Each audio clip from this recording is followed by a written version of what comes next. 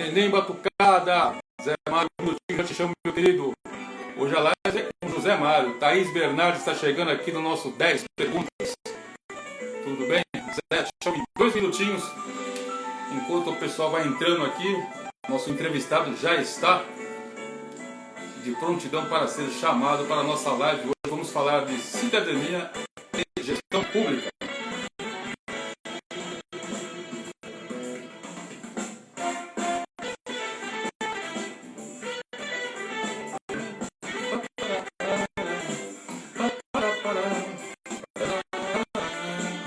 Fabinho, um abraço para você, meu querido. Tá sempre com a gente. Ativa, voz ativa também. Voz dos grandes mestres de cerimônia. Nani, tudo bem, minha querida? Obrigado por estar aqui com a gente. Thelma, tudo bem, Thelminha?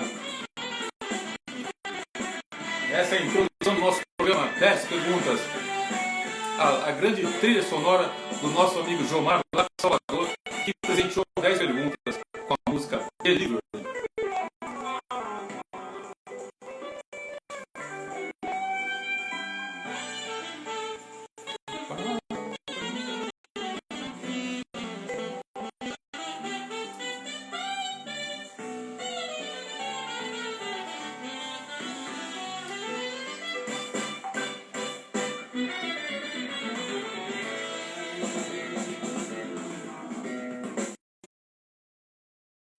Nosso grande entrevistado, José Mário. Boa noite, gente. Estamos começando mais um 10 perguntas, agora pelo @10 perguntas. Hoje a nossa live entrevista, ou entrevista live, é com o diretor da Oficina Municipal Escola de Cidadania e Gestão Pública, José Mário Brasilense. Boa noite, José Mário, tudo bom? Tudo bem, Zé Augusto, tudo em paz. Muito obrigado pelo convite para participar do 10 perguntas. A gente que agradece você poder atender aqui a nossa produção para uma segunda-feira. Deixa eu dar aqui. Agora tá bonito, né? Tem que aparecer o logo. Se não aparecer o logo, eu sou chamado a atenção. A gente agradece muito a você por estar aqui com a gente, porque para falar de gestão pública e cidadania, não é toda hora que a gente encontra uma pessoa da tenacidade da sua pessoa, viu? Muito obrigado mesmo, viu, Zé? Eu que agradeço. E é um tema que ainda não é tão corriqueiro, né, Zé Augusto? A gente fala pouco sobre cidadania e gestão pública no Brasil, infelizmente, e para mim é um prazer falar sobre sistemas tão caros. A gente sendo de uma escola de gestão pública, é a nossa área, o nosso dia a dia, então vai ser muito bom a nossa prosa aqui. Eu coloquei hoje o flyer num grupo que eu tenho de amigos do Brasil, que eu falei, olha, para quem não teve aquela matéria, educação moral e cívica, entra hoje na live que vocês vão saber um pouquinho, em uma hora vão saber de tudo que está acontecendo. Deixa eu só mandar um abraço aqui. Meu amigo Leandro Franco, da Zona Sul de São Paulo, Adriana Miafono, de Porto Alegre, está todo mundo aí entrando na live, viu? Legal. Opa. Bom, Zé, vamos fazer jus, né, ao 10 perguntas, o nome 10 perguntas do programa, porque senão já viu, as pessoas já estão entrando, graças a Deus temos 12 pessoas, o importante é que as pessoas vão entrando e podendo fazer tudo sobre gestão pública e cidadania. Zé, por favor, fale um pouco sobre a Oficina Municipal, uma escola de cidadania e gestão pública. Exatamente, Zé Augusto. A Oficina Municipal é uma ONG, é uma ONG que tem esse nome de oficina, porque a gente diz que aqui a gente aprende fazendo e faz aprendendo. Gestão pública é uma oficina muito prática, onde a gente tem como alunos cidadãos, cidadãs que estão interessados em saber um pouco mais como é que funcionam as políticas públicas na área de educação, saúde, transporte. E temos também muitos gestores públicos, muitos servidores públicos que trabalham em prefeituras e querem se qualificar, querem se atualizar, são os nossos alunos aqui na escola. Interessante. Você falou sobre gestão pública e vamos falar sobre educação, que é um item que eu gosto muito de falar. Tivemos aqui em dezembro a pedagoga e a fundadora da escola Nova Lourenço Castanho, Silvia Figueiredo Gouveia, que falou sobre educação. E uma das coisas que eu vi que a preocupação dela, que nessa nova eleição que teve agora em dezembro, que assumiram em janeiro, era sobre o secretário que vai falar sobre a pasta da educação. Então, é muito interessante que nós vamos falar sobre isso com você um pouco mais aqui na frente. E vai ser muito interessante. Eu assisti inclusive, a professora Silvia Lourenço Castanho, que é uma craque nesse setor, e ela é muito favorável às escolas públicas, às escolas municipais, que são as escolas geridas por secretários e secretárias de educação, e muitos dos nossos alunos são exatamente esses secretários que estão lá na ponta, cuidando das escolas de educação infantil, educação fundamental 1 e 2, que são dos municípios. Muitos deles são nossos alunos aqui na oficina municipal. Maravilha. Eu quero mandar um grande abraço para Ana Luísa Ciscato, a diretora da Companhia de Lápis de Cera lá de Florianópolis, que faz um trabalho maravilhoso com as crianças que têm deficiência múltipla e intelectual. Esteve aqui com a gente também no ano passado, vai voltar, porque o 10 perguntas é isso, é conteúdo. Cada dia, cada segunda-feira é uma, vou dizer, não é um conteúdo, é uma novidade, um assunto com pessoas como você e ela e outros que já passaram por aqui. Maravilha. Zé, quem são os seus principais parceiros? Porque eu vi que a Fundação Konrad Adenauer, lá da Alemanha, é uma. Sei que tem outros. Conte um pouco sobre essa sua parceria. E é uma ONG, ou vou dizer, posso falar, uma fundação política. Explica um pouco mais sobre esse seu novo parceiro, um dos seus parceiros que você tem dentro da sua oficina. Explico sim. A Fundação Konrad Adenauer, Augusto, é uma fundação política ligada ao partido da União Democrata Cristã, da chanceler Angela Merkel, que andou aí nos jornais porque está terminando o mandato. Ela ficou, acho que, 4 mandatos lá na Alemanha. E é uma fundação política que nasceu depois da Segunda Guerra, quando os Estados Unidos foram investir na reconstrução da Alemanha e da Europa. Eles exigiram que a Alemanha tivesse um processo de democratização muito rápido. E para ter democracia, você precisa formar democratas. E aí surgiu a ideia de ter as fundações políticas para formar cidadãos, cidadãs, lideranças para assumir cargos políticos, governamentais, numa perspectiva da democracia. E é muito interessante, Augusto, que na Alemanha, cada partido tem uma fundação que funciona como uma escola de governo próxima ao partido. Elas são independentes, elas não fazem política, mas elas são responsáveis pela formação de quadros. Com isso, você tem uma renovação de quadros políticos dentro do partido. Você tem jovens, tem mulheres, tem servidores, sempre sendo formados, porque a democracia você precisa regar todo dia, como uma planta que você precisa cultivar. E deu tão certo na Alemanha as escolas de governo que a Fundação Adenauer começou a ajudar países onde a democracia está em desenvolvimento. É o caso do Brasil, países na América Latina, na África, na Ásia. Hoje a Fundação Adenauer está em 100 países no mundo. A gente diz que é uma multinacional da democracia, dos direitos humanos. E eles são nossos grandes parceiros. Eu trabalhei na Adenauer durante 10 anos, bolei a ideia da oficina municipal e eles bancaram a criação da oficina municipal, que graças a essa parceria tem podido realizar muitos cursos. Depois da Adenauer, a gente foi conhecendo outras fundações e institutos, a gente chama do terceiro setor, né? É o investimento social privado, que está querendo ajudar com as políticas públicas, etc. Hoje a gente tem um segundo grande parceiro, que é o Itaú Social, que financia os cursos para secretários de educação. Trabalhamos também com o Instituto Natura, Instituto Votorantim, Instituto CIA. Há muitos institutos e fundações que estão investindo na melhoria da qualidade da educação, da saúde, do meio ambiente, e graças a essas parcerias, a Oficina Municipal tem podido realizar o seu trabalho. Quando eu vi você falando sobre democracia, eu vi que o seu olho até brilhou. E eu espero que isso se permaneça, se perpetue, porque democracia, nos dias de hoje, a gente está aí lutando, esse vai e vem, mas com certeza, com as perguntas que estão aqui, com certeza você vai ratificar esse brilho do seu lado quando você fala em democracia. Igual o Daniel Ehrenberg, que passou por aqui também no 10 Perguntas esse ano, e falando sobre a valorização do funcionalismo público. Também falou com o olho dele brilhava. Eu falei, poxa, brilho nos olhos. Brilho nos olhos. Eu falei, interessante, né? Trazer para pessoas que buscam isso, né? Trazer essa positividade para o entorno, né? E você já acabou de falar quais são os seus grandes parceiros. E falando sobre o Itaú Social, ele é o seu parceiro no programa de formação de gestores de educação em consórcios intermunicipais, né? É isso mesmo? Conte um pouco sobre isso. Então, esse programa chama Melhoria da Educação no Município. É um programa que o Itaú Social tem há muitos anos, desde a década de 90, e ele foca a formação de gestores. É uma ideia muito boa do Itaú Social. Para você ter boas escolas, Augusto, você precisa ter bons gestores. Você tem que ter uma boa diretora, bons professores, bons coordenadores, supervisores. A professora Silvinha falou muito sobre isso. Mas atrás disso precisa ter um secretário, uma secretária de educação competente. E muitas vezes o secretário, a secretária é um professor que dava uma aula de história, de química, de biologia, mas ainda não teve uma formação como gestor, planejamento, finanças, compras públicas, licitação. Tem uma série de coisas complexas na área da gestão pública.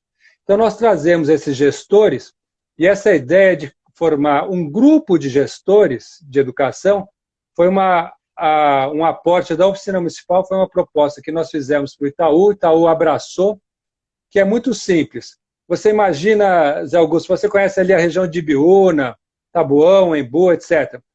Os municípios podem trabalhar isoladamente, mas se você que pegar os municípios de uma região, eles podem formar um consórcio intermunicipal. É como se fosse um clube de prefeituras, uma associação de prefeituras. E esse consórcio intermunicipal tem uma lei de 2005 que motiva as prefeituras a se unirem, porque unidos a gente vai mais longe, né, ganha mais força. Então, nós trabalhamos com os consórcios. E é muito bacana, porque tem as secretárias e secretários de 5, 10, 15, 20 municípios ali de uma região. A gente trabalha no Vale do Ribeira, no Vale do Paranapanema, no Vale do Paraíba. Se juntam os secretários e eles formam uma classe e nós vamos dar uma aula lá na região para esse grupo de secretários e secretárias. Então, além das aulas dos nossos professores, eles trocam boas práticas entre si. O que você fez agora para a volta da escola durante o Covid? Como é que você está fazendo com a merenda? E o transporte escolar? Eles vão trocando as boas práticas e a melhoria da educação acontece não numa cidade isolada, mas num conjunto de cidades.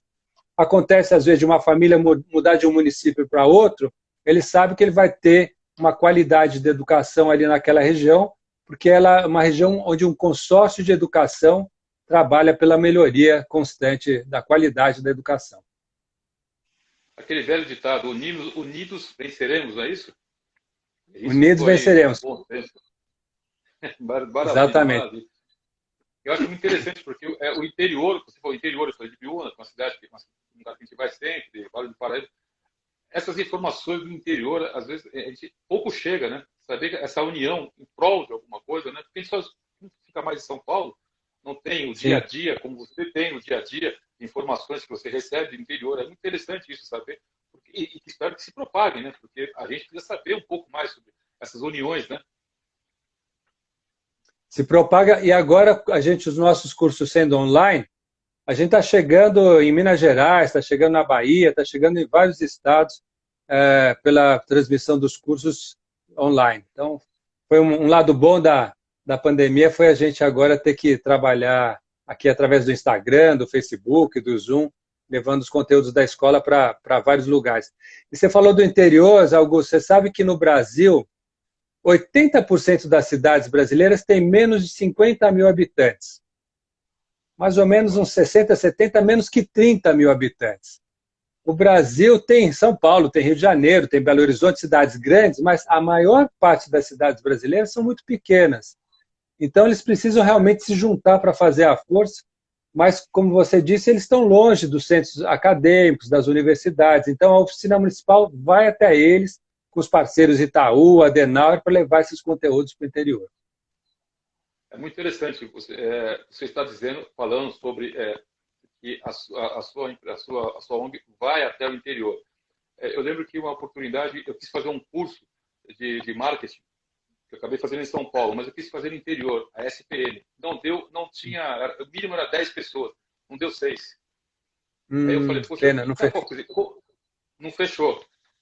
Aí a gente falou, mas é SPM do interior, numa cidade aqui perto, Campinas. Não fechou. Sim. Eu falei, gente, a gente precisa ter mais continuar tendo essas pessoas, essas instituições, chegar ao interior para que as pessoas possam se atualizar, né? Exatamente. A descentralização da cultura, da educação. Maravilha.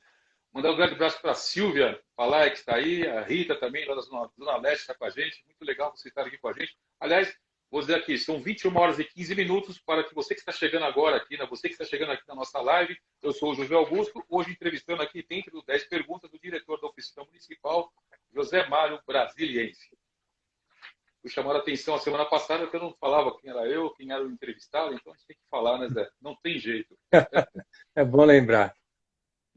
Zé, podemos entender que a oficina é uma escola do governo? São duas em uma. E por que uma escola para nível municipal? Então, as escolas de governo é uma novidade aqui no Brasil. A oficina é uma escola de governo. Aliás, hoje saiu um livro nosso sobre escolas de governo. Depois eu vou mandar um exemplar para você aí. Surgiram as escolas de governo, Zé Augusto, aqui no período da democracia, nesses últimos 30 anos, começaram a brotar escolas de governo no Brasil. Tem uma grande escola no governo federal que chama Escola Nacional de Administração Pública. Tem a escola de governo do Estado de São Paulo aqui. Tem uma escola de governo de gestão pública em Minas Gerais, a Fundação João Pinheiro. Começaram a brotar essas escolas exatamente para formar gestores, agentes políticos. Agora existem, inclusive, escolas do Legislativo. São escolas dentro das câmaras de vereadores, das assembleias legislativas e do Congresso Nacional, para formar os parlamentares e as equipes dos parlamentares.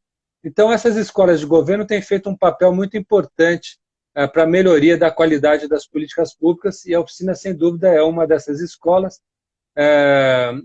E eu não lembro da segunda parte da sua pergunta. Você falou uma escola pelo nível municipal, né?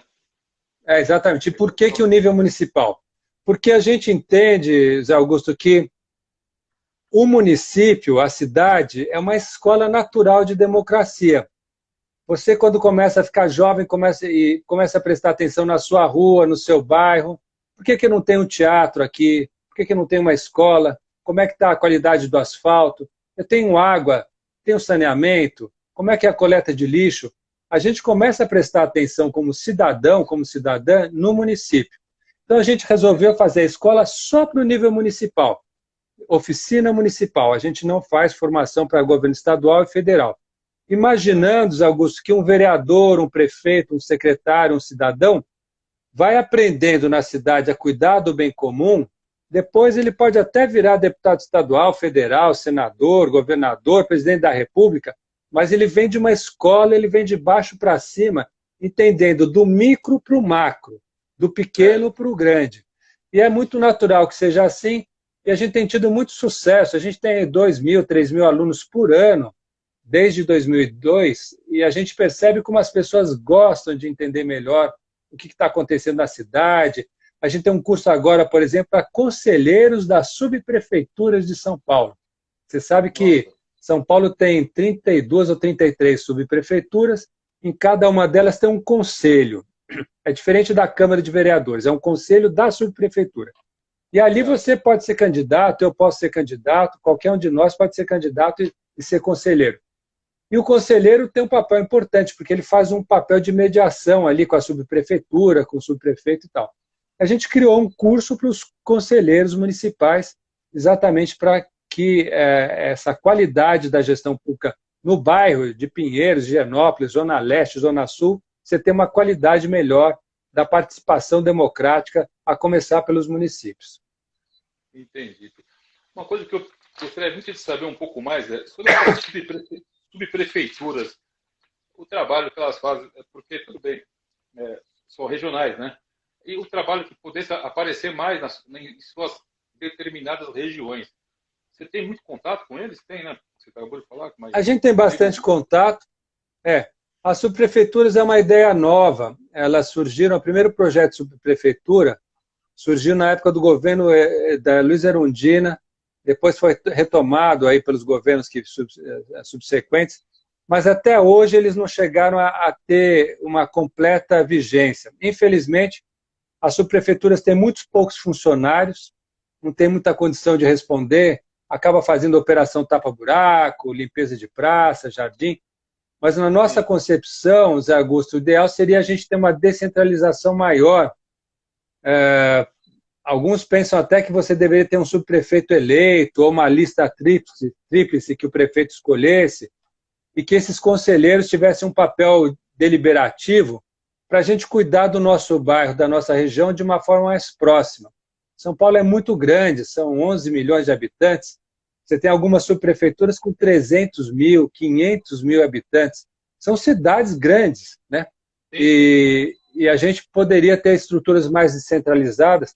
Tem uma cidade lá na Alemanha, Berlim, que é a capital, que tem subprefeituras, mas lá as subprefeituras são muito mais fortes, porque Berlim é uma cidade-estado, então cada subprefeitura tem um prefeito com orçamento, com poder decisório, com recursos financeiros. Então ele faz a gestão da subprefeitura ali colado com a população. O nosso ideal seria que São Paulo, Rio de Janeiro, um dia tivesse uma descentralização ainda mais forte. Tem conflitos, porque você tem, às vezes, conflitos de interesses com os vereadores, às vezes o prefeito não quer abrir mão do poder para os subprefeitos, quer ter um poder concentrado. Então tem uma questão política complexa. Mas a ideia da descentralização é uma ideia que é muito cara à oficina municipal, e a gente acha que vai caminhar para esse lado uma hora ou outra. Isso pode até acontecer aqui em São Paulo e em outras capitais. Estamos a passos galopantes ou ainda trotantes? Trotantes, infelizmente trotantes. Cada prefeito, cada prefeita que assume a cidade, alguns são mais favoráveis à descentralização, alguns são mais centralizadores. É perfil de político, né? Tem político que é mais altruísta, mais generoso, fala, eu não vou conseguir controlar tudo aqui do gabinete do prefeito, eu tenho mais que descentralizar. E tem alguns políticos que querem ter o controle, querem aparecer na foto, querem ter o mérito, etc. São concepções de democracia e de participação que variam. Houve um governador aqui em São Paulo, na década de 80, governador Franco Montoro. Não é uma questão partidária, não importa qual era o partido, qual era a orientação, mas foi um governador muito arrojado, que quis descentralizar o poder para os prefeitos do Estado. Então ele falou, eu não quero que o prefeito saia lá do interior, às vezes não é Ibiúna, nem Avaré, mas é lá de Prudente, lá da fronteira com Mato Grosso, vem até São Paulo para pedir um asfaltamento de rua, pedir um hospital, pedir uma escola. A gente fala, vim com o pires na mão, né? O Montoro não gostava dessa ideia e falava, não, a gente é que tem que ir até o interior. Aí ele criou os escritórios regionais de governo e os secretários e o próprio governador iam até o interior decidir lá na ponta qual que eram as necessidades, fazer um diagnóstico, ver o que era a prioridade, discutir na região com os prefeitos qual que era a principal obra, para descentralizar o poder. E a gente trabalha dentro dessa escola da descentralização, até porque o Brasil tem 5.568 municípios. Não vai ser um presidente da República lá em Brasília, ou um governador de estado lá no Palácio dos Bandeirantes, ou na capital, que vai conseguir olhar para tudo. A gente acredita, Zé Augusto, que nos próximos 10, 20 anos, 30, a gente vai ter um processo de fortalecimento da democracia e de descentralização. O Brasil tem movimentos pendulares, centralização, descentralização, democracia, menos democracia. Isso faz parte da história política. A gente tem um olhar de esperança, a gente espera que a gente, mesmo superando crises, né, há uma situação delicada hoje em dia, na visão de alguns, né, as opiniões pessoais de cada um a gente respeita em relação ao governo federal, governo estadual, governo municipal, mas a gente acha que a tendência, até porque a Constituição brasileira de 1988 apostou na ideia da descentralização, fez do município um ente federativo, então a lei obriga, e a gente tem um projeto político feito lá pelos antigos democratas, lá da geração do Ulisses Guimarães, Tancredo Neves, o próprio Franco Montoro, que lutaram contra a ditadura, lutaram em favor da democracia e viram que a descentralização ajuda a democracia. O governo ficar mais perto do povo é melhor para a democracia. Maravilha. Deixa eu mandar um grande abraço para o nosso grande amigo Martinho Rocha, que é um dos nossos apoiadores aqui, o Juca Arruda, que é da Capol, está com a gente aqui. Quem mais? Eu vi que tem mais algumas pessoas, deixei passar. A Luciana França Barbosa, lá da Bela Vista. Tem muita gente entrando aqui, porque todo mundo se interessou e muito. Né? Tive até uma pequena discussão. Se tiver viés político, eu não vou entrar. Falei, antes de falar mal, antes de já julgar, procure assistir. Porque o 10 Perguntas Sim. não é do José Augusto, é das pessoas que seguem o 10 Perguntas. Por isso quero mandar um grande abraço para o Juca, para o Martinho, que é um dos nossos apoiadores aqui do nosso programa. Toda segunda-feira traz um novo conteúdo. São 21 horas e 25 minutos. Estamos aqui com José Mário Brasiliense, diretor da Oficina Municipal, Escola de Cidadania e Gestão Pública, e eu, José Augusto, toda segunda-feira, a partir das 21 horas, estou aqui apresentando o programa. Zé, agora vamos com calma, né? José Mário, José Augusto, agora de Zé para Zé, né?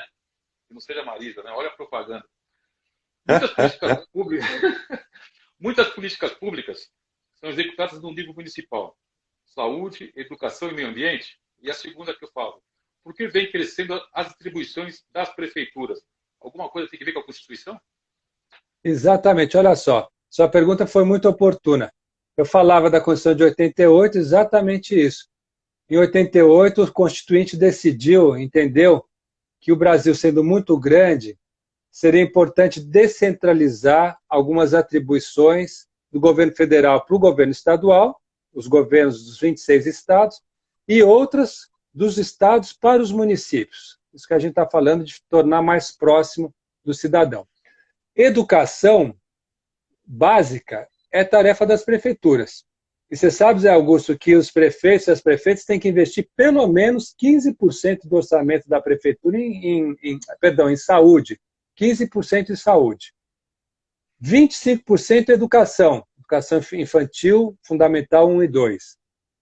Gestão de meio ambiente, água, né, saneamento, abastecimento, resíduos sólidos, coleta, tratamento de resíduos sólidos, tudo isso são atribuições dos municípios. As estradas vicinais de terra, né, até a segurança pública com as guardas municipais, os postos de atendimento da assistência social, enfim, muitos serviços vieram para o nível municipal. Pouca gente sabe que o Fundeb, que é aquele recurso Fundo para o Desenvolvimento da Educação, do Magistério, a maior parte dos tributos que vão para o Fundeb são impostos municipais. As prefeituras também têm uma parte do ICMS, que é um tributo estadual, para elas terem recursos para executar lá na ponta. Infelizmente, ainda são poucos os recursos. A União, o governo federal, fica com mais ou menos 60% do bolo tributário brasileiro. A maior parte da grana, para brincar assim, fica lá em Brasília.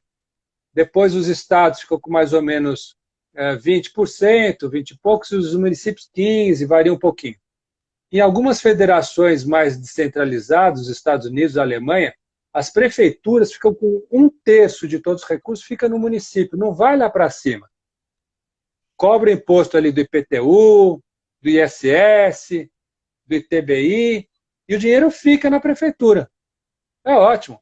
O prefeito pode até mandar ali no carnê do IPTU e falar assim, ó, senhor contribuinte, o dinheiro que o senhor pagou para a prefeitura, nós fizemos tantos quilômetros de asfalto, reformamos tantas escolas. Ele poderia prestar contas do dinheiro e para o cidadão, especialmente nas cidades menores, médias, sabe onde é que mora o prefeito, onde é que mora o vereador, então vai lá bater na porta e falar, ó, prefeito, como é que é? Né? A gente pagou o imposto aqui, onde é que está a obra? E fica mais fácil a cobrança. Então, essa tendência que começou com a Constituição de 88, ela vai se consolidar. Você tem uma geração de prefeitos, prefeitas, vereadores que estão buscando qualificação. Ontem essa semana eu gravei o podcast Bem Comum da Oficina Municipal, entrevistei uma vereadora de Ibirá e um vereador aqui de Boituva. O pessoal está estudando nas escolas de governo, está aprendendo sobre direito, aprendendo sobre economia, aprendendo gestão pública, para se preparar para ser vereador, para ser vereadora, para ser prefeito, prefeita. Então, a gente vai ter uma qualificação cada vez maior do lado do gestor, e o cidadão vai também... Hoje o brasileiro é muito mais consciente politicamente do que era na minha geração. Na nossa geração, nem poderia ter um programa, uma live aqui sobre democracia, Zé Augusto, porque era regime ditatorial, a gente não podia falar livremente assim sobre ideias políticas, né? Tinha um controle de censura, né? Eu teria que estar numa casa blindada para falar sobre isso. Teria que estar numa casa blindada. Então a gente tem que valorizar essa liberdade democrática, etc., para que a qualidade da gestão pública possa crescer. Temos muito que aprender. Você lembrou no comecinho aí, EMC, Educação Moral e Cívica, OSPB, como é que é? Organização Social e Política do Brasil. Né? Então, essas matérias eram um regime autoritário, era meio ideologicamente conduzida essas matérias, mas em algumas escolas os professores eram até arrojados e corajosos e faziam a moçada pensar criticamente a política. A gente precisa pensar criticamente, né? Eu estou aqui numa posição muito plural, não estou defendendo nenhum partido, nenhum governante, não é o objetivo da nossa conversa, mas pensar criticamente a sociedade, a política, o governo, etc., é fundamental, né? Afinal, o governo é do povo, para o povo, com o povo. Nós somos os governantes, né? A gente elege os nossos mandatários, mas para nos representar.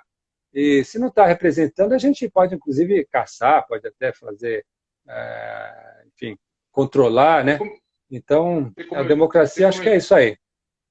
Você comentou um assunto interessante sobre o Franco Montoro, sobre essa parte de descentralização.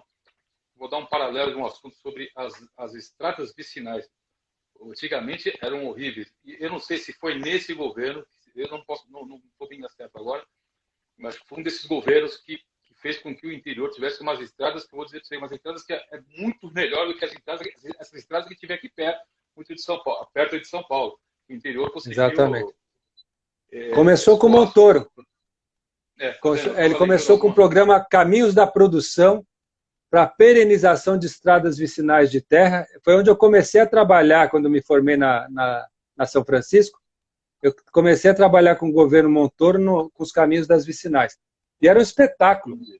As prefeituras se juntavam em consórcios, compravam a máquina patrol, o trator, a compactadora, e faziam as estradas naquela região, faziam a manutenção ali mesmo, depois asfaltavam uma estrada que tinha um pouco mais de trânsito, um pouco mais de movimento, e é assim que precisa acontecer mesmo, porque é o prefeito, a prefeita que está lá na ponta que sabe o que é prioridade, qual que é a estrada que leva até a escola rural, o posto de saúde. A ideia da descentralização é exatamente essa.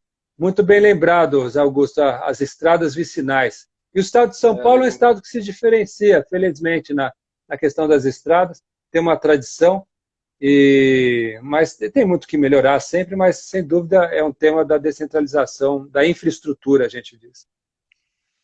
Zé, me dá 2 minutinhos, porque você sabe, como você sabe bem, que nenhum programa novo como o meu, ainda pequeno, mas calma que vai chegar lá, sobrevive sem os apoiadores. Então, esse é o momento que eu fiz a quinta pergunta, eu preciso mandar um abraço para todo mundo. Minha Luciana, minha produtora, por favor, Zé Mário está aí. Aqui, ó. Zé, você vai receber sua canequinha do 10 perguntas aí, pode ficar tranquilo, porque essa pandemia passar, a produção vai voltar ao ritmo. Muito obrigado. A Luciana, às vezes, tá certo, Luciana? Muito bem. Bom, deixa eu mandar um abraço aqui a todos os nossos apoiadores. Você já contratou uma voz de muita experiência? Contrate a empresa Voz Ativa Mestre de Cerimônia. A voz certa para o seu evento, trabalho com formaturas, eventos corporativos, debutantes e casamentos. Maiores informações, vozativamestrecerimonia.com.br. Quer propagar a sua empresa? Filmes institucionais e comerciais é com a Latitude Filmes. Vá lá agora no Instagram, @LatitudeFilmes, fale com Ricardo Bresser Pereira ou com Fernando Patá e vejam todo o trabalho que eles fazem com filmes institucionais e comerciais. Agora chegou a hora certa, um grande apoiador. Milagros, incenso litúrgicos, uma seleção dos mais finos consagrados incensos do mundo. Loja online, milagros.com.br, e fique atento a vocês que estão aqui no 10 Perguntas, que durante a semana iremos lançar uma promoção em conjunto com a Milagros, que está desde o começo, desde o início do nosso programa, aqui pelo @10 Perguntas. Aliás, antes era pelo José Augusto Arruda. Agora estamos aqui. Ó, aqui, ó. Você também vai receber, viu, Zé Mário, aqui o kit Reis Magos, que é do nosso grande amigo Martinho, que está te mandando um abraço aí. Querido amigo. Aparecida, já estive lá visitando ele. Exatamente, fomos lá também. Eu só não fui a São João, que ele não me convidou, mas eu fui até Aparecida. Posso ir, Luciano? Continuar aqui com os nossos apoiadores? Aí, então tá bom. Vamos aqui continuar com os nossos apoiadores, porque sem eles o 10 perguntas não anda. Essa empresa aqui é nova, que está aqui com a gente, é do grande amigo meu, Juca Arruda, no qual não é meu irmão, mas tem o mesmo sobrenome. Capol, empresa especializada na fabricação de produtos de limpeza, produtos registrados e aprovados pela Anvisa. Instagram, Capol com K, produtos de limpeza oficial ou telefone 016 99718 5925. Mandaram aqui para mim um difusor de ambiente, tá aqui, tem aquelas varetinhas, dá aquele aroma no seu banheiro, no seu ambiente. E também temos aqui o aromatizador de ambiente. Pode ser, Luciana? Aí, assim que é bom. Essa produção tecnológica é muito boa. A Luciana Carvalho é uma das campeãs. Tem mais aqui dois aqui, bonitinho só, meu grande amigo José Mário. Ah, tá. Cachaça Mineiro Tio Bento. Essa não precisa faltar, né? Precisava ter para molhar as palavras, né? Cachaça Mineiro Tio Bento. Cachaça produzida na região de Salinas, em Minas Gerais. Excelente sabor, envelhecida em barris de carvalho. Entregamos em qualquer região de São Paulo. E a outra coisa, é só falar com o Marcelo. Telefone 11 9923 68555. Repita, por favor. 11 9923 68555. Zé, tem que tirar foto com todo mundo, porque senão a gente aqui, ó. Tá aqui. Tá do jeito que chegou, não dei nem não posso falar, velho. Não vou mentir, né? Já tive que experimentar, que o patrocinador pede para experimentar, né? Pode ser, Luciana? Assim que eu gosto. Esse é o 10 perguntas. Falamos de política de gestão, mas tem que dar uma, né? Vamos aqui. Essa aqui é muito legal. Meu novo patrocinador, e vou dizer para você, Zé, não é daqui, é lá do Texas. Quer viajar pelo mundo? Então contrate os melhores serviços, os melhores preços, o melhor atendimento. Kila Turismo. Passagens aéreas, aluguel de carro e hotéis. Quer viajar bem? Viaje com Kila Turismo. Após a pandemia, contrate a Kila e vá até São Miguel do Gostoso e conheça a Elo Pousada, que fica em São Miguel do Gostoso, a 100 quilômetros de Natal, no estado do Rio Grande do Norte, onde o vento faz a curva. Tá certo? Mandar um grande abraço também para as minhas colaboradoras, jornalista Inéa Castro, roteirista Patrícia Curti e a Luciana Carvalho, a minha eterna e crítica produtora, que está sempre gritando aqui nos meus ouvidos. Vamos mais rápido. Calma, Luciana. Nós temos que respeitar o entrevistado. Bom, falei dos meus patrocinadores, tiramos fotos, quero mandar um abraço a todos eles que estão sempre com a gente, nos apoiando. E fiquem atentos, que a semana que vem a Milagros já me ligou falando, vamos lançar um cupom de desconto para que todos vocês, aqui no 10 perguntas, entrem e ganhem um belo de desconto. Tá certo? Você vai receber seu kit, Zé. Amanhã de manhã eu já passo uma mensagem para a Renata. Ela nem é para a Renata, é para a Regiane. A Renata não quer mais falar comigo, já mandou para a Regiane. Bom, voltamos aos 10 perguntas aqui. Vamos embora. Vamos lá. Eu falo. Nos fale um pouco sobre as diferentes políticas públicas dos municipais. Começando, por favor, a principal, educação. Você já comentou há pouco, mas como tem gente entrando aqui na nossa live, é sempre bom a gente estar comentando para as pessoas que estão chegando aqui na nossa live, com 10 perguntas, falando com você, José Mário. Muito bom. Você fez a sua propaganda, eu vou fazer a minha agora. Acabamos de lançar um livro sobre gestão da educação nos municípios e consórcios. Um livro feito pela oficina e pela Fundação Adenauer. Vai ser lançado amanhã às 17 horas pelo YouTube e o Instagram da Oficina Municipal. Quem quiser seguir a Oficina Municipal, é a Oficina Municipal tudo junto. E nós vamos lançar esse livro com alguns dos autores apresentando os artigos, Augusto. É um livro muito interessante porque a gente fala de formação dos gestores da educação nos consórcios, e são experiências práticas aqui no estado de São Paulo, no estado da Paraíba, e Alagoas e também Pernambuco, onde a oficina já foi oferecer cursos. E aqui a gente fala de vários temas, desde a questão do projeto político-pedagógico, que as escolas têm que fazer e rever os projetos políticos pedagógicos. A professora Silvinha falou muito sobre isso no Lourenço Castanho, que tem um grande projeto pedagógico de décadas, é uma escola de sucesso. Os planos municipais de educação, que os municípios têm que fazer para 10 anos. Cada cidade tem que ter um plano de 10 anos, porque aos poucos a cidade vai melhorando, ampliando a rede, garantindo a universalização do ensino, a qualidade, a equidade, na área de alfabetização, matemática, ciências. Educação é uma coisa muito complexa, muito sensível, especialmente nessa fase da infância, do 0 aos 6 anos, que é a idade de ouro das crianças, quando as sinapses, as conexões cerebrais, o corpo está se desenvolvendo, aspecto emocional, social e tudo isso. E isso é tarefa dos municípios. As escolas públicas municipais é que cuidam das crianças no ensino, na educação infantil e no Fundamental 1 e 2. Por isso é fundamental, 2 vezes fundamental, investir nos gestores, nas diretoras de escola, nos supervisores, professores, equipes, merendeiras, os responsáveis pelo transporte, pela saúde. É uma questão interdisciplinar que envolve assistência e saúde também. E nós focamos, Zé Augusto, a gente elegeu a educação como um tema prioritário da oficina.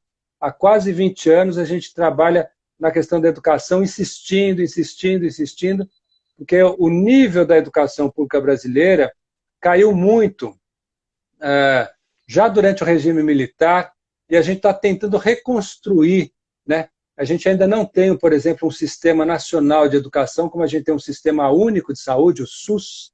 A gente ainda não tem um sistema nacional de educação para articular o MEC, as secretarias estaduais e os municípios. É um desafio muito grande. A gente abraça essa causa porque é um investimento nas crianças, nos jovens, é um investimento fundamental para o desenvolvimento integral da pessoa humana nas comunidades locais. E graças aos parceiros que eu mencionei, Itaú Social e outras fundações e institutos, juntamente com a Fundação Adenauer, a gente está chegando lá na ponta, em cidades muito pequenas, às vezes de 3 mil habitantes, 4 mil habitantes, trabalhando, às vezes, com 1, 2, 5 escolas, e elas agradecem muito ter essa oportunidade de ter uma formação em gestão pública com os melhores professores. A gente leva os professores da Getúlio Vargas, da USP, da Unesp. A oficina funciona como uma ponte entre o mundo acadêmico, os cursos de gestão pública, e o gestor público lá na ponta que não tem acesso, ou pela distância, ou pela falta de recurso. E, graças a Deus, está dando muito certo.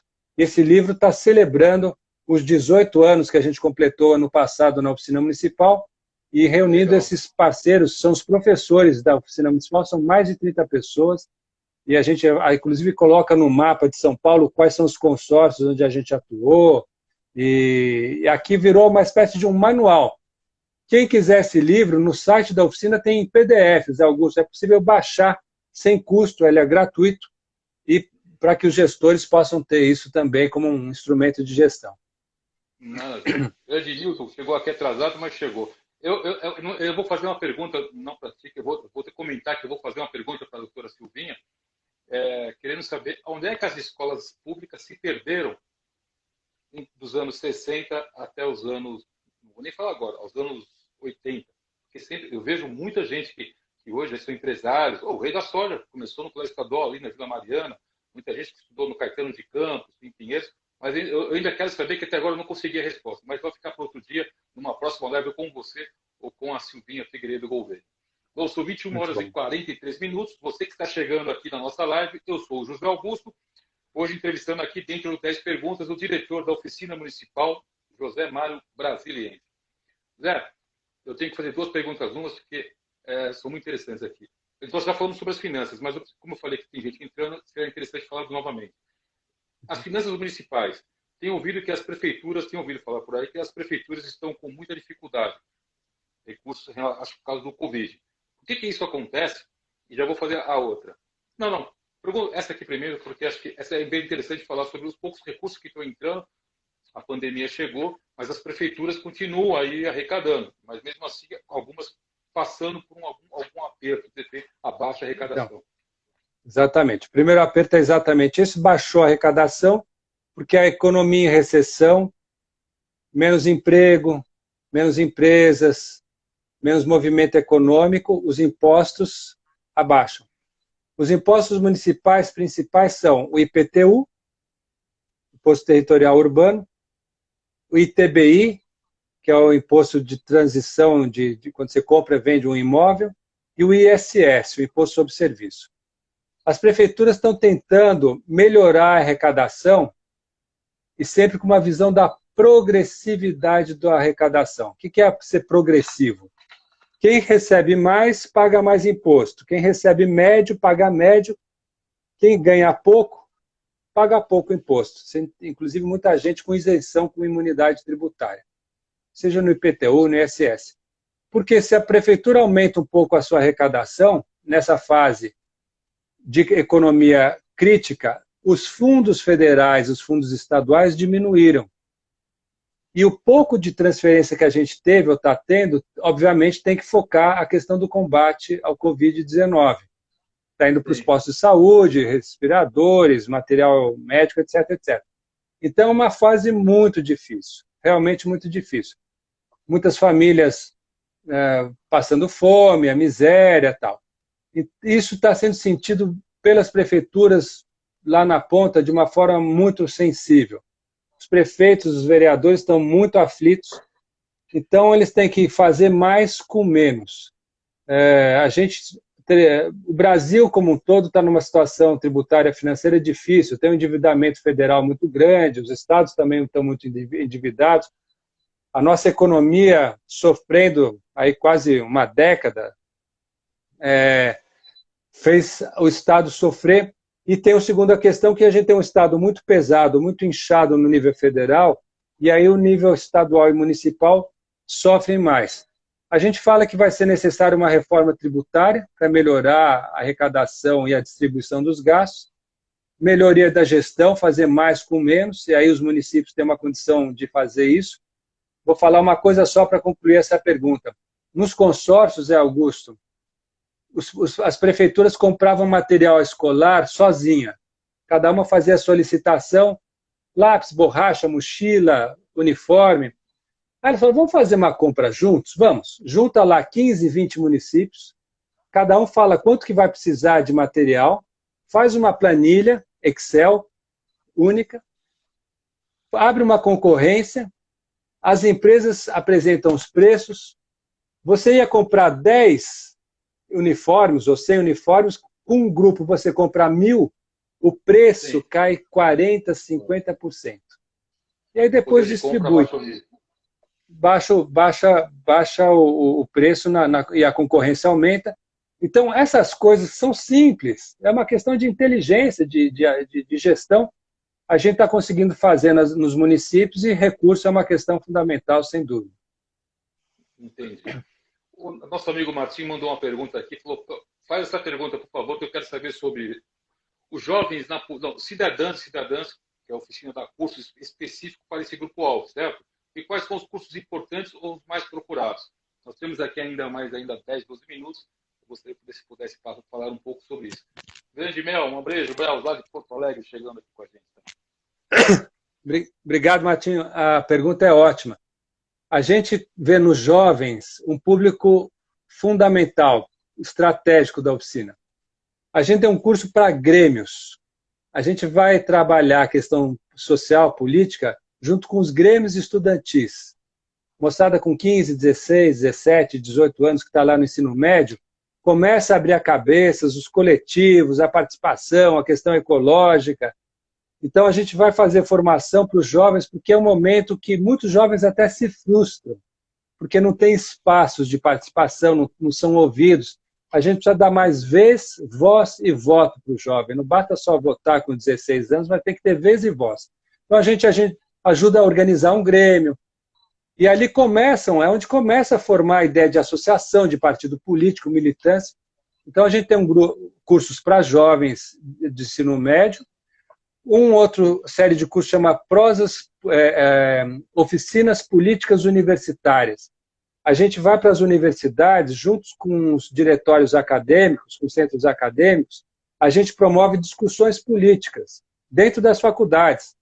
Então, os jovens falam, vamos discutir. Outro dia, o Rubens Recupero, o embaixador, estava com um grupo de jovens lá da região do Grande ABC, que é parceiro da oficina municipal, discutindo política externa, diplomacia, política internacional e a questão do Covid. O problema das vacinas, o problema da transmissão, o problema dos países ricos e pobres, toda essa questão envolvendo a questão do Covid. O Rubens Recupero deu uma aula para a moçada sobre questão de política internacional e combate à pandemia. Então, os jovens são fundamentais. A gente gostaria, inclusive, Augusto, que os partidos políticos, não importa se é de centro, de esquerda, de direita, abrissem mais espaço para os jovens. Em geral, jovens e mulheres têm pouco espaço nos partidos, infelizmente. Existem alguns que têm juventudes partidárias, etc., mas a gente pode ter um espaço muito maior, porque é essa moçada que vai renovando a política, vai reciclando. A gente tem lideranças aí antigas, né, que não saem da política, né? E não é um partido novo, é um partido velho. Você precisa ter todos os partidos renovando quadros, estimulando o pessoal a participar. Sem participação, sem envolvimento, não há desenvolvimento político. A gente precisa se envolver para se desenvolver. Que frase bonita. Sem envolvimento não há desenvolvimento. Legal. Zé, você comentou já sobre o livro, ia te perguntar, mas eu vou trocar uma pergunta, porque a semana passada foi a semana do corte, certo?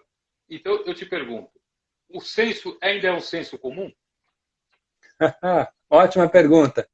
Você é um músico e um locutor que usa muito bem a palavra. O senso, Zé Augusto, é fundamental. É a forma como a gente tem de fotografar a realidade social, econômica, geográfica, demográfica do país. Se você não sabe exatamente o número de famílias, o número de crianças, o número de idosos, o número de jovens, em cada cidade, em cada estado, em cada país, como é que você vai formular uma política pública? Quantas escolas a gente precisa? Quantas casas para a política de habitação? Quantas estradas vicinais para dar condição de um fluxo econômico nos eixos de desenvolvimento da Noroeste, do Sudoeste, etc. O senso é fundamental. Infelizmente, os cortes na gestão pública são feitos, em geral, em coisas que parecem ser secundárias, mas elas são fundamentais, que é o que a gente chama da inteligência da gestão pública. Você precisa de informações, dados, estatísticas, né? E, lamentavelmente, no Brasil tem uma tradição, não é esse ou aquele governo, na hora que precisa cortar, cortam as fundações, cortam as escolas de governo, cortam os centros de estatística, mas como é que você vai fazer gestão pública sem ter esse aparato, né? As empresas privadas, o setor privado, tem números sobre o que você imaginar. Faz benchmarking, vê quais são os nichos de mercado, quem são os concorrentes, quanto é que a economia está indo, taxa de juro, mercado de trabalho. A gente precisa ter volume e qualidade de informação e, infelizmente, no fundo, a gente ainda tem pouca valorização da gestão pública e do gestor público no Brasil. As carreiras e os institutos, as fundações públicas e a área de censos e estatísticas, em geral, não são valorizados, infelizmente. E acho que a gente precisa botar a boca no trombone e precisa reagir. Área de pesquisa, área de desenvolvimento tecnológico, tudo que é saber, tudo que é cultura, tudo que é experimentação, informação, merece investimento. Gestão pública não é só obra, né? Não é só a estrada, a escola, o hospital, o que a gente enxerga, né? É tudo que está atrás da gestão pública para ela acontecer com eficiência. São os bastidores, vamos dizer assim. Os bastidores, exatamente. Você precisa da tua equipe de produção, senão você não consegue fazer os 10 perguntas, né? Com certeza. Eu te fiz essa pergunta, se o senso é um senso comum, porque após escutar por nossa, cortou tudo, não sei o quê, eu não estou defendendo o governo. Se cortou, a gente sabe, você acabou de explicar o que acontece quando se cortam as verbas. Mas uma pessoa me mandou um e-mail e falou o seguinte, olha, você não acha que o emergencial foi um senso comum? Foi o senso, vou dizer assim? Por quê? Pessoas que estavam querendo receber, já não tinha mais, o CPF já estava aí parado, estava desatualizado, foi lá e se atualizaram. E todas essas pessoas que não queriam saber mais do seu CPF tiveram que correr atrás. Não é de uma forma ou de outra, não foi um senso? Pois é. Então, a gente numa situação de fragilidade, a gente já tinha um problema de fragilidade estrutural da gestão pública brasileira. Antes do Covid. Antes da emergência. Na hora da emergência, aí é a sobrevivência. né? Sim. E aí, se você não está preparado, não está estruturado, você vai cometer erro, sem dúvida. É claro que você tem que priorizar o que está lá na ponta mais agudo, né? E chegou uma hora que a questão é UTI, tem que ter UTI. O ano passado e esse ano. Mas não quer dizer que as outras coisas possam parar, né? Sim. E a gente, infelizmente, é um Estado, não é esse governo aqui no Brasil, está muito atrás, está muito atrasado do ponto de vista da gestão pública, né? Você vê os países desenvolvidos tiveram uma outra resposta, uma outra agilidade.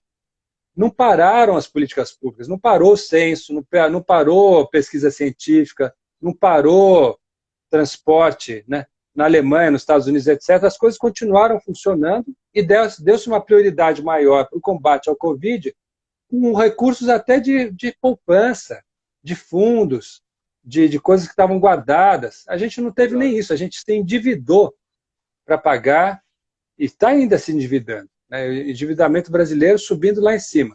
Porque a economia não está organizada, o Estado não está organizado, a gestão pública não está organizada.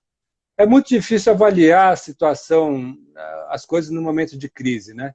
E a gente tem até que respeitar governantes, etc. Mas a gente viu governos estaduais e municipais correndo atrás para suprir o que o governo federal não fazia.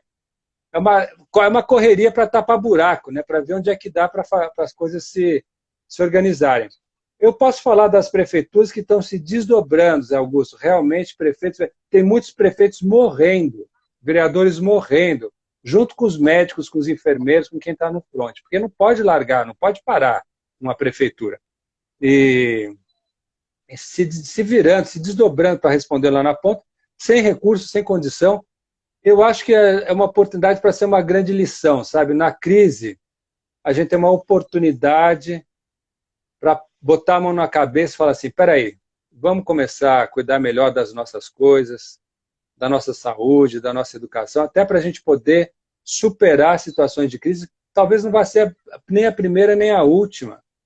Né? Sim, sim. Outras crises, a gente tem crises ambientais, tem desastres ecológicos, a gente está vivendo, pensava que éramos pessoas saudáveis no mundo saudável, a gente agora descobriu que o mundo está complicado e nós somos também complicados. Então, é uma chance da gente procurar um equilíbrio maior na ecologia humana, na ecologia ambiental, na saúde, na educação, para aprender com a crise. E aí eu volto para o ponto. Nos municípios, nas cidades, a gente tem que dar a resposta em primeiro lugar. A oficina está trabalhando muito com os secretários lá na ponta, com os prefeitos, tentando fazer o que dá para fazer. Né? Emergência é emergência. Zé, fizemos 10 perguntas. Infelizmente, nosso tempo está um tanto quanto escasso. Eu quero agradecer a sua presença, a presença de todos que começaram aqui, que estão aqui com a gente desde o início, as pessoas que entraram logo após aqui.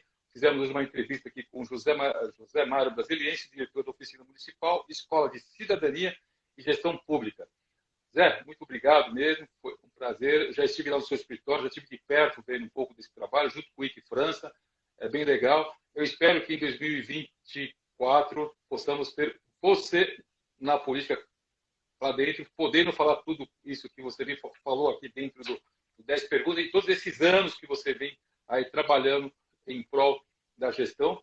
E estava imaginando aqui, vou tentar falar rapidinho, imaginando você com o Recupero entrando na PUC nos anos 60 para falar de tudo isso dentro do diretório acadêmico. O que seria que ia acontecer? Será que você ia ser bem recebido, será?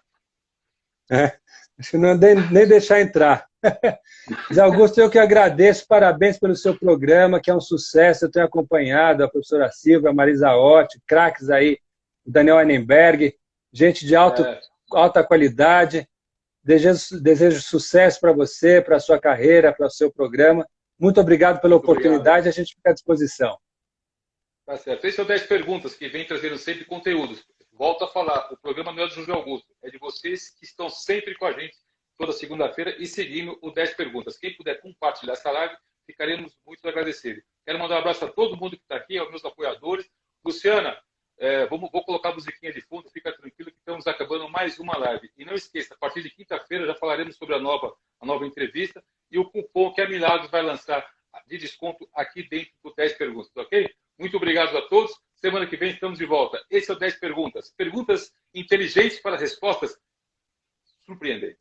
Ok? Obrigado. Obrigado. Um abraço, Zé. Tamo junto. Abraço. Vamos aqui de Delivery. Essa música é muito boa.